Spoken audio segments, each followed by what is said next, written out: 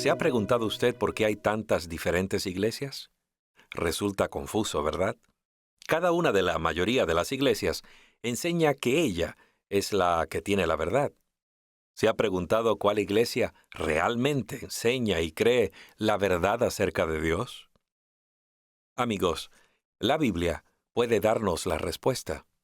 En un mundo de confusión, puede confiarse siempre en la palabra de Dios para marcar la distinción entre lo falso y lo verdadero. Nuestro tema de estudio en esta ocasión es ¿por qué hay tantas diferentes iglesias? En el libro de Amós, el profeta nos dice en su capítulo 3, verso 7, Así nada hará el Señor Jehová, sin revelar su secreto a sus siervos los profetas. Acudamos pues a la palabra de Dios. Recuerde que lo importante no es lo que nosotros pensamos. Lo importante es que eso esté de acuerdo con la Biblia. Si está en la Biblia, lo creemos. Si no está en la Biblia, no debemos preocuparnos. Vamos a iniciar este estudio fascinante en el libro de Apocalipsis, el último libro de la Biblia. En Apocalipsis capítulo 6, se habla de 4 jinetes. Estos 4 jinetes representan distintos períodos en la historia de la Iglesia cristiana. En esos períodos vemos representado el desarrollo de las diferentes iglesias que tenemos actualmente. Y miré cuando el Cordero abrió el primero de los 7 sellos, y oí a uno de los 4 seres vivientes que decía con voz de trueno, «Ven». La historia del cristianismo queda revelada aquí en el capítulo 6. Y miré, y aquí un caballo blanco. El que estaba montado sobre él tenía un arco, y le fue dada una corona, y salió venciendo y para vencer. Así que la primera iglesia es una iglesia de fe, triunfante. Es un caballo blanco. El blanco representa una fe pura. Debió de haber sido emocionante vivir en ese primer siglo, justamente después de la ascensión de Jesús. Los apóstoles tenían mucho valor y fe, porque habían caminado y hablado con Jesús. También fueron testigos de su resurrección. Lo habían visto ascender al cielo. Sabían que iba a regresar.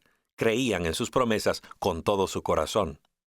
Dieron a conocer las nuevas del Evangelio a todo el mundo, entonces conocido, con gran valor y tremendo entusiasmo. De hecho, las buenas nuevas de salvación fueron predicadas en todas partes.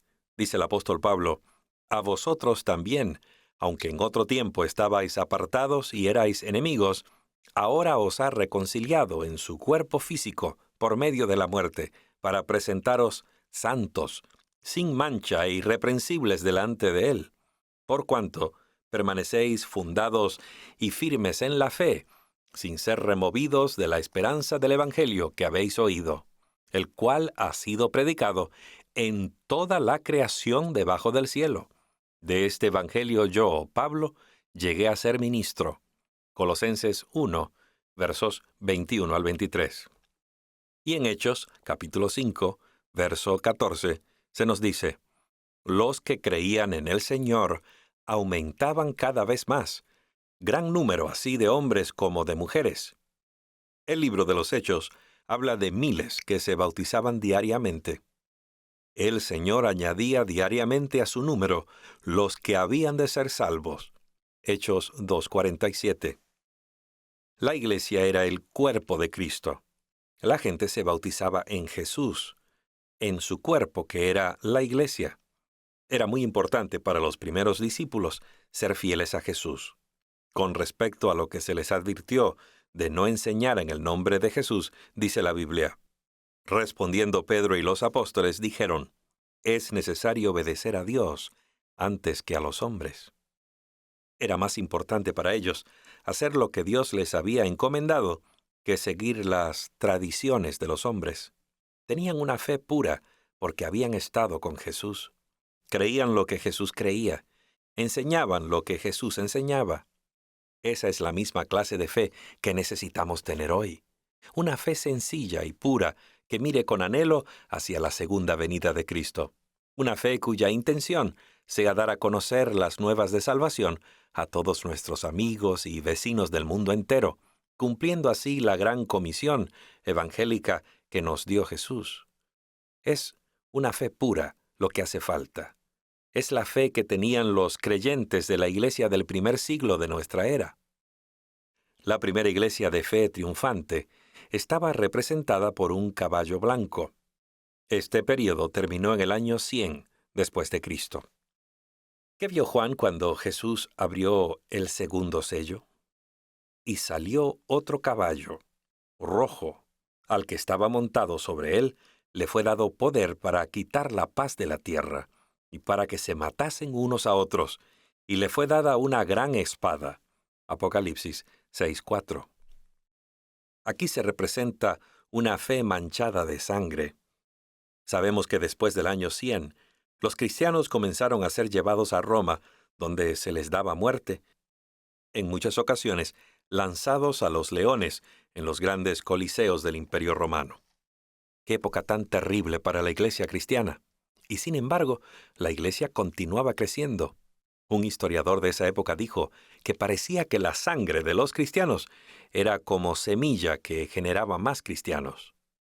El entregar la vida a Jesús y morir por su nombre era como una semilla que se hubiese plantado, que hacía que muchos más creyentes se levantaran a ocupar ese lugar. Las buenas nuevas de salvación se esparcieron por todo el Imperio Romano y por todo el mundo conocido hasta entonces. El caballo rojo representa entonces una fe bañada en sangre. El segundo sello es la iglesia cristiana desde el año 100 hasta el 323 después de Cristo. Ahora Jesús abre el tercer sello, o tercer período de la iglesia cristiana. Cuando abrió el tercer sello, oí al tercer ser viviente que decía, «Ven», y miré, y aquí un caballo negro, y el que estaba montado sobre él tenía una balanza en su mano. Apocalipsis 6:5. Este caballo negro representa una fe comprometida. Porque yo sé que después de mi partida, dijo Pablo, entrarán en medio de vosotros lobos rapaces que no perdonarán la vida al rebaño, y que de entre vosotros mismos se levantarán hombres que hablarán cosas perversas para descarriar a los discípulos tras ellos. Hechos 20, versos 29 y 30. Esta fue una época muy triste para la iglesia cristiana. Una época de fe comprometida, cuando el paganismo se unió al cristianismo. Daniel lo había ya predicho. En el capítulo 8, verso 12 del libro que lleva su nombre, nos dijo, «Por medio de la rebelión le fue entregado el ejército junto con el sacrificio continuo, y él echó por tierra la verdad, hizo cuanto quiso, y fue prosperado». La primera gran verdad que se perdió durante este tiempo fue la verdad de la salvación mediante la fe, solamente por medio de Jesús. La salvación por medio de Cristo fue reemplazada por los requerimientos de la Iglesia. Recordamos que en otros estudios se hizo muy claro que, de acuerdo con la Biblia, la salvación es un don gratuito, es un regalo, porque todos hemos pecado y no la merecemos.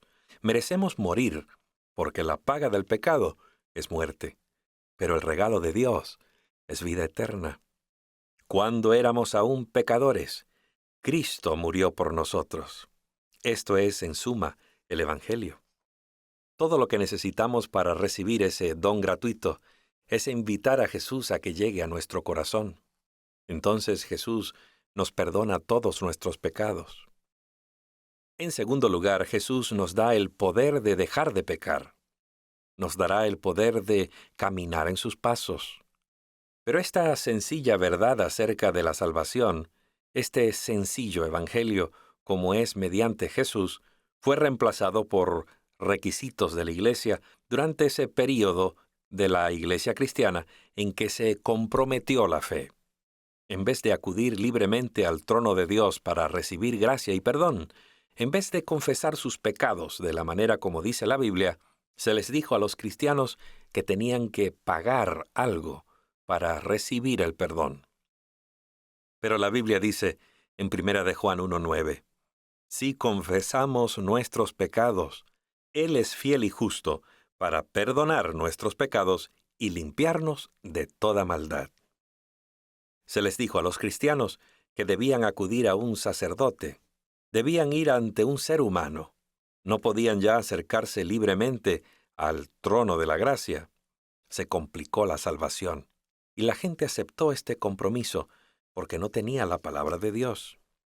Durante ese tiempo, iba contra la ley el tener la Biblia. No se había inventado todavía la imprenta, por lo cual era difícil encontrar aún pequeñas porciones de las Escrituras. Muchas personas aceptaron lo que la Iglesia les enseñaba y la fe cristiana se corrompió.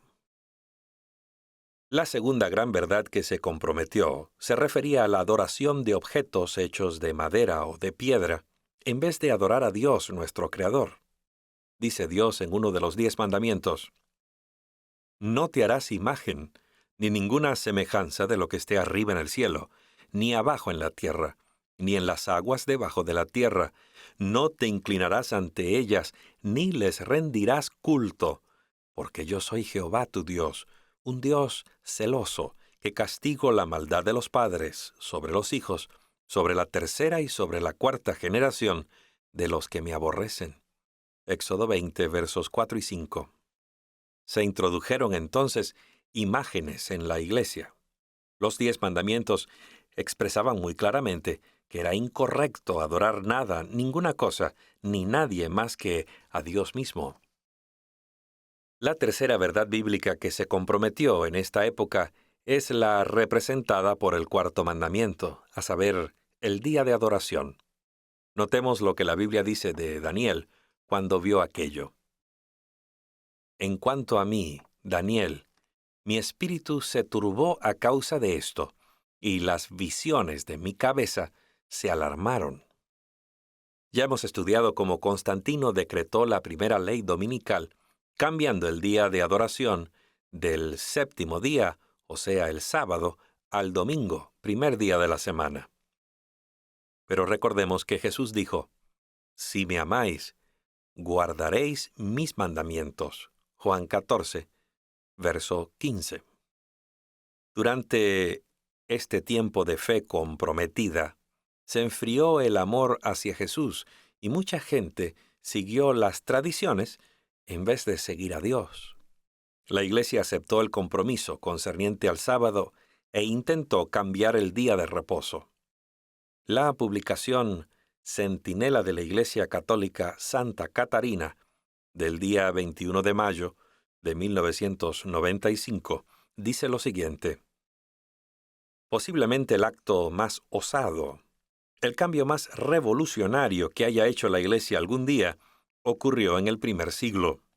El santo día sábado fue cambiado al domingo, no por indicación de las Escrituras, sino por la conciencia de la Iglesia, de su propio poder. Quienes piensan que las Escrituras deben ser la única autoridad, deben, lógicamente, convertirse en adventistas del séptimo día y guardar el sábado como día santo. La adoración en el día domingo, primer día de la semana, no es bíblica. Los estudiosos en todo el mundo lo reconocen. Este cambio, como sabemos, lo impuso el emperador de Roma, Constantino, en el año 320 después de Cristo, y la Iglesia aceptó el cambio. Durante esta época de compromiso, el pagano Día del Sol reemplazó el santo sábado bíblico.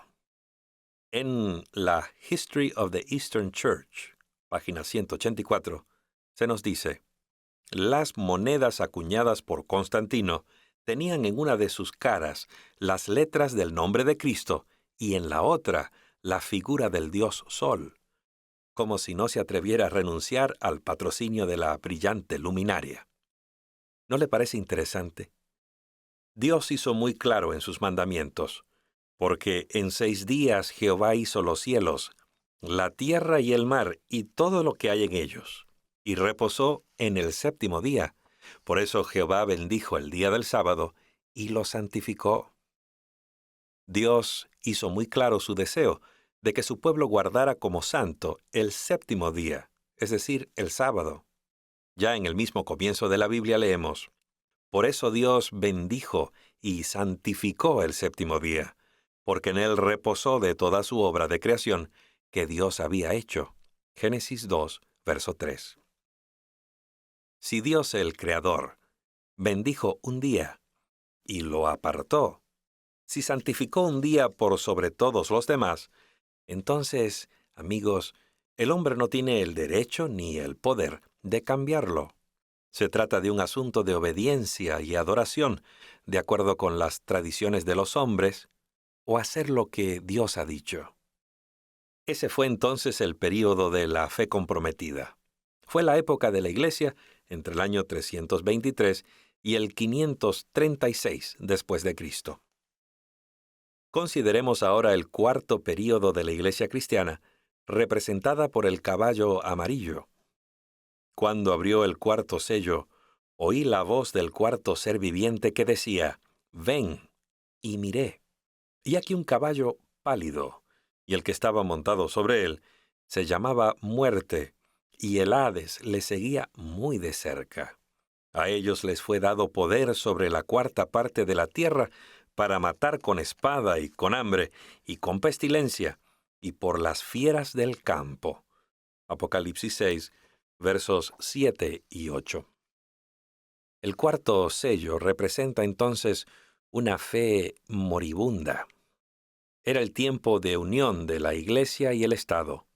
El Santo Imperio Romano se había desarrollado plenamente y se había convertido no solo en un Estado religioso, sino también en un Estado político. El resultado fue la unión de la Iglesia con lo político. Consideremos brevemente esta declaración. El cristianismo se convirtió en la religión oficial del Imperio Romano y tomó el lugar del paganismo. Se le puede llamar al cristianismo existente durante la Edad Media paganismo bautizado. Recuerde que en ese tiempo la gente no tenía acceso a la palabra de Dios. Era contra la ley poseer una Biblia, y como dijimos antes, todavía no se había inventado la imprenta. La gente obedecía las tradiciones. Seguían al paganismo y las ceremonias que se habían infiltrado en la iglesia. Esto es un hecho histórico que se puede comprobar. Era la única iglesia existente en la Edad Media. Nuevamente, esta no es una crítica a ninguna iglesia actual. Alguien ha dicho, nuestro vino es agrio, pero es nuestro vino. Estamos hablando del cristianismo oficial que emerge en la Edad Oscura. Esta fue una terrible época comprometida, un tiempo de persecución del pueblo de Dios. Esta es la razón por la que se le llama oscurantismo religioso o Edad Oscura. 50 millones de cristianos perdieron la vida por causa de su fe. Veamos los pasos del compromiso: tradiciones, penitencia e indulgencias. Se podía tomar dinero y pagar por indulgencias que supuestamente sacaban a los familiares del purgatorio. O se podía pagar por la propia salvación, de manera que al morir no se necesitara ir al purgatorio. Este es un ejemplo de paganismo dentro de la iglesia cristiana. No hay tal cosa en la palabra de Dios como purgatorio. Se introdujeron entonces las imágenes en la iglesia, así como la jerarquía eclesiástica y los dogmas. Nos preguntamos, ¿sería pisoteada para siempre la verdad de Dios? Por supuesto que no, porque la luz de la verdad iba a penetrar las tinieblas. Y se dieron los pasos para tender el puente de descubrimiento de las verdades perdidas en el oscurantismo de la Edad Media. Durante el tiempo de la Reforma, comenzó a descubrirse nuevamente la pureza de la fe de Jesús. Los primeros que dieron el paso para salir de este oscurantismo religioso del siglo XV fueron los valdenses. Ellos descubrieron la palabra de Dios, la Biblia. La Biblia era muy importante para ellos y para nosotros. Si no tuviéramos la palabra de Dios, sus cartas de amor encontradas en ella, no tendríamos una guía para nuestra vida. Fue en el norte de Italia donde se sitúa la historia de los valdenses creyentes de la Biblia. Los valdenses escribían a mano porciones de las Escrituras y se las daban a sus hijos. Con esos versículos cosidos en su ropa, los hijos entraban a las grandes ciudades de Europa. Allí los compartían con personas de las cuales se habían hecho amigos, en el mercado o en las universidades. Por cierto que si los atrapaban, las consecuencias eran sumamente serias. Eran quemados en la hoguera. Aun cuando muchos perdieron la vida, los valdenses jamás perdieron su fe. Lo consideraban un honor, porque así la causa de Dios se mantenía viva. Después de los valdenses vino un reformador, un estudioso de la Biblia en Praga llamado Juan Hus o Hus. Juntamente con su amigo Jerónimo, Hus descubrió que era más importante obedecer a Dios que conservar la vida. Y porque se pusieron de parte de la obediencia a Dios y creyeron que debemos hacer lo que Dios nos pide, en vez de seguir las tradiciones de la iglesia, fueron quemados en la hoguera. Sus cenizas fueron arrojadas al río que desemboca en el mar. En forma semejante, la reforma salió de su lugar de origen y se extendió por todo el mundo. Después de que Hus y Jerónimo fueron quemados en la hoguera, un monje católico en Alemania, llamado Martín Lutero, descubrió la verdad bíblica de la salvación solo por la gracia de Cristo. Algunas personas se preguntan, ¿por qué fue que Lutero no descubrió todas las verdades que habían permanecido ocultas durante la Edad Media?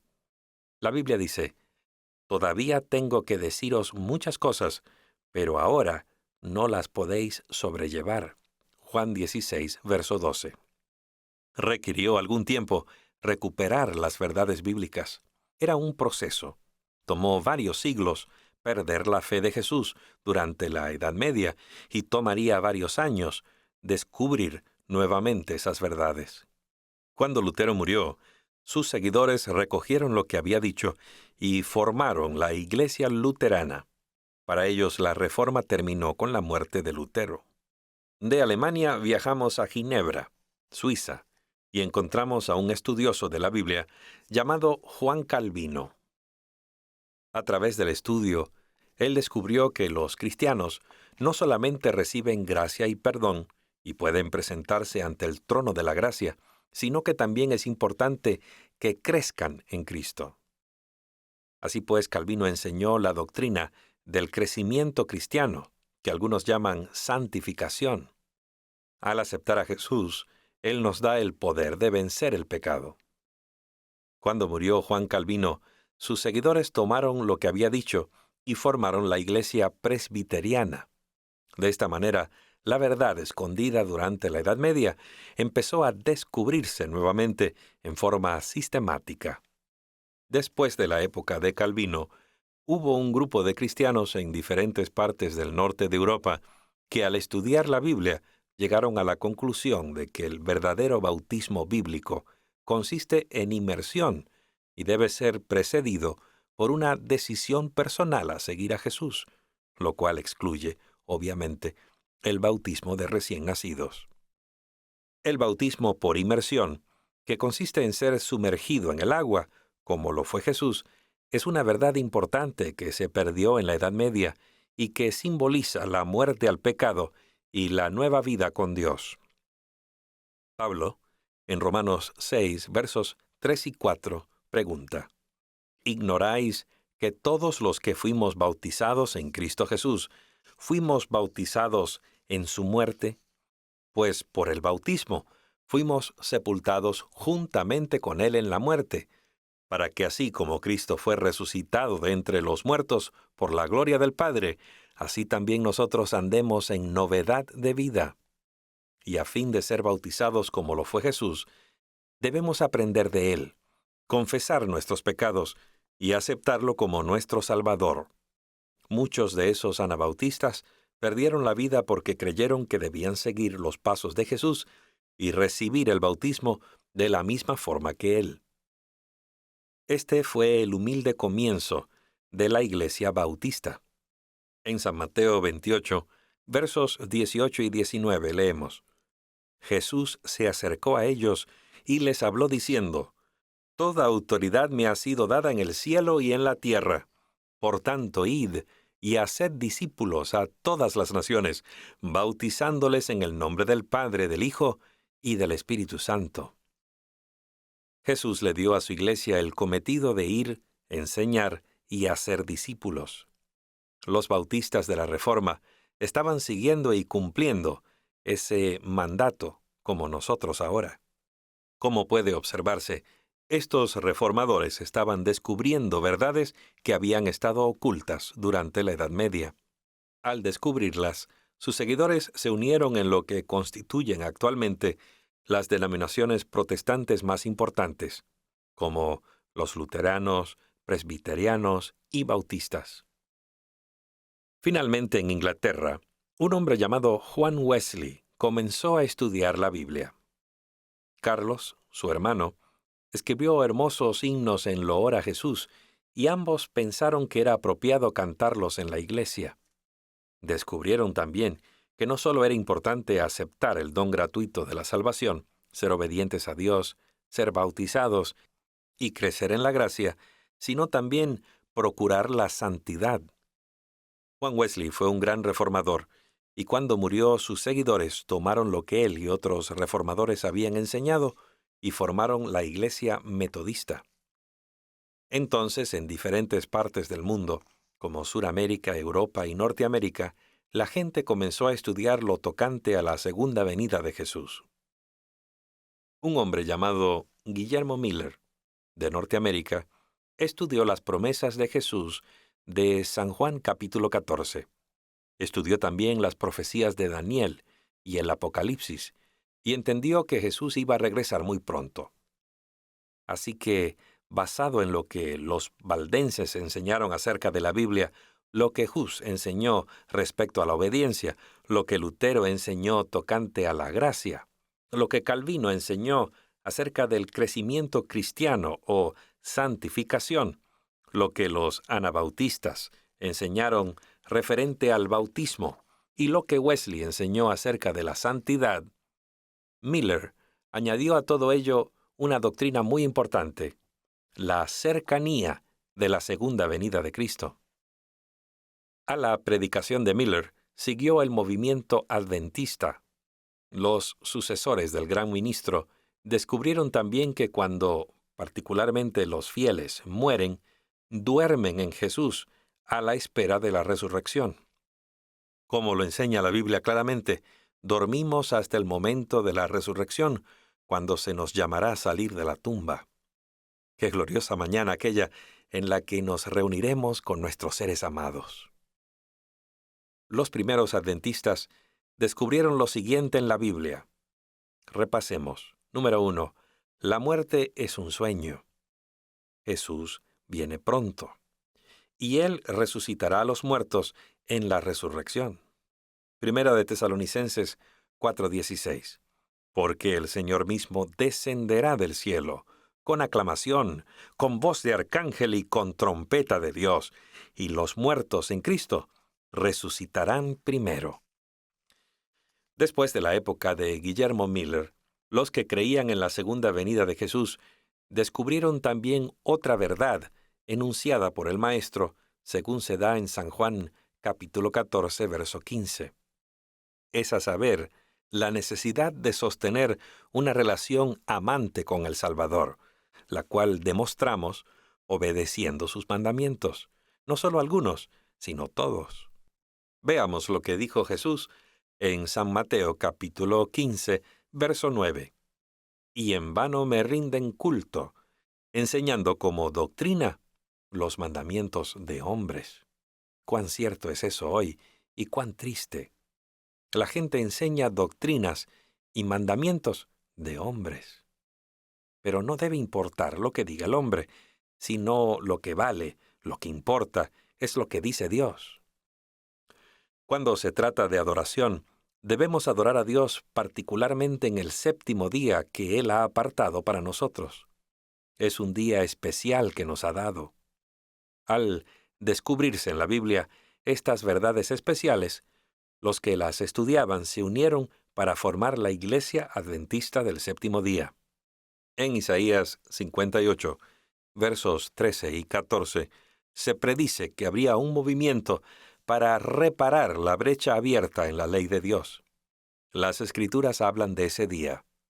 Si apartas tu pie por respeto al sábado, para no hacer tu capricho en mi día santo, si al sábado llamas delicia, consagrado a Jehová y glorioso, y si lo honras, no haciendo según tus propios caminos, ni buscando tu propia conveniencia, ni hablando tus propias palabras, entonces te deleitarás en Jehová.